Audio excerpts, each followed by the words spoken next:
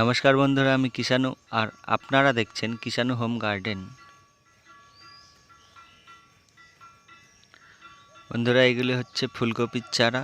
তো এই ফুলকপির চারাগুলি আমি আজ থেকে প্রায় 4-5 দিন আগে এনেছিলাম। তো 4-5 দিন আগে আনার পরে আমি প্রথমেই এই ছোট চায়ের কাপগুলিতে বসিয়েছিলাম। এই কাপগুলিতে খুব তাড়াতাড়ি চারা সেট হয়ে যাবে এবং তারপরে আমি ফাইনাল প্রতিস্থাপন করব। তো আজকে 5 দিন হয়ে গেল, চারাগুলো সম্পূর্ণভাবে সেট হয়ে গেছে। এবার আমি মাটিতে বা টবে বা গ্রো ব্যাগে যেখানে খুশি বসিয়ে দিতে পারবো। এই চারাগুলি আর মরার চান্স নেই। বন্ধুরা, ভালো করে দেখুন, কাপের নিচ দিয়ে বা উপর দিয়ে শিকড় ছড়িয়ে গেছে, চারিদিকে শিকড় ছড়িয়ে গেছে।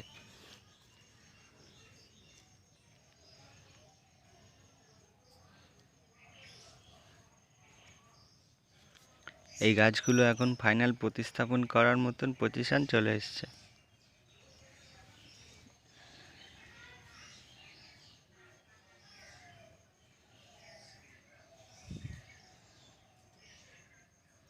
তো এই 4-5 দিন এই কাপে আমি কোনো খাবার দিতে পারিনি এবং কোনো তরল সারও দিতে পারিনি। তো বন্ধুরা, এই গাছগুলি এখন আমি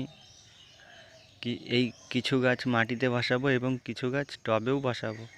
তো আমি এখন এই গাছগুলি মাটিতে বসাবো। তো বন্ধুরা, মাটিতে বসানোর জন্য আমি মাটি ভালো করে সব খুঁড়ে গর্ত করে নিয়েছি এবং এই ফুলকপি গাছে প্রচুর পরিমাণে সানলাইটের প্রয়োজন।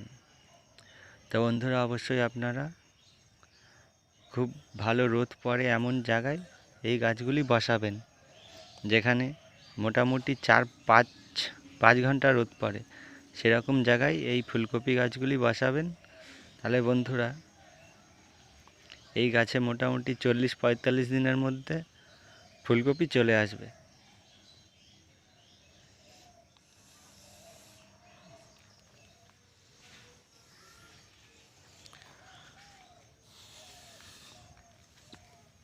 তো বন্ধুরা, আমি ফুলকপি বসানোর জন্য মাটি সব খুঁড়ে নিয়েছি, গর্ত খুঁড়ে নিয়েছি এবং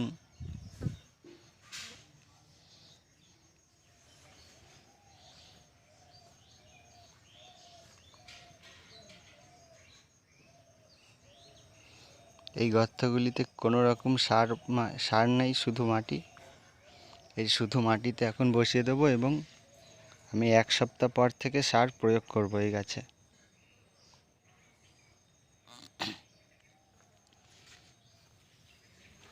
একটু বেশি ডিপ করে গর্ত খুঁড়ে নেবেন, তাহলে গাছগুলি খুব তাড়াতাড়ি বাড়বে এবং খুব তাড়াতাড়ি এই গাছে ফুলকপি চলে আসবে।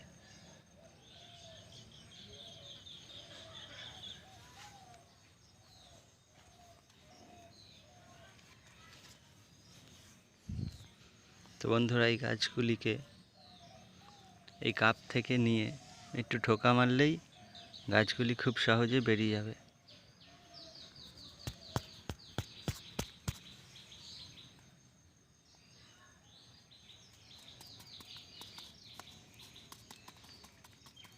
এই কাপের পিছন দিকে ঠোকা মারলেই গাছগুলি বেরিয়ে যাবে। তো আমার যেহেতু এক হাতে মোবাইল রয়েছে, আমি খুব অসুবিধা হচ্ছে।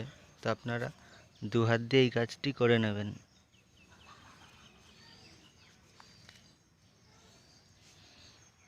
দেখুন বন্ধুরা, কত পরিমাণে শিকড় এই গাছে হয়ে গেছে।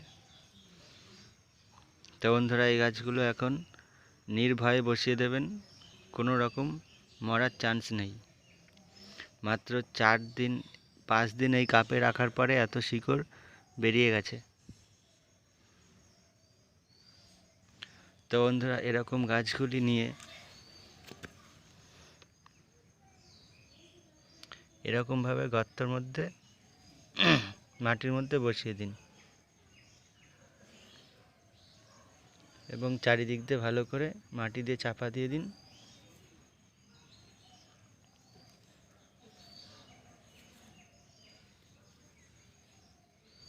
তো বন্ধুরা, এখন বেশি বেশি মাটি দিয়ে ঢাকবেন না, একটু বেশি গর্ত করার কারণ হচ্ছে আস্তে আস্তে গোড়াতে মাটি দেব এবং আস্তে আস্তে গাছটি চাপা দেব।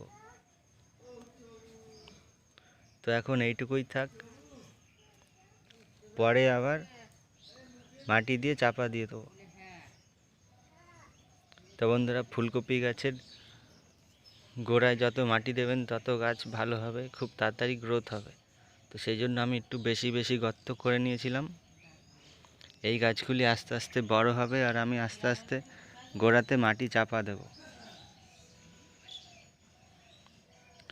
তো বন্ধুরা, এই গাছ বসানোর পরে এই গাছের চারিদিকে অবশ্যই ভালো করে জল দিয়ে দেবেন। আজকের দিনটা বেশি করে জল দিয়ে দিন এবং আবার 3-4 দিন পরে যখন জল শুকিয়ে যাবে তখন আবার জল দিয়ে দেবেন। এবং 1 সপ্তাহ পর থেকে এই গাছে সার প্রয়োগ করবেন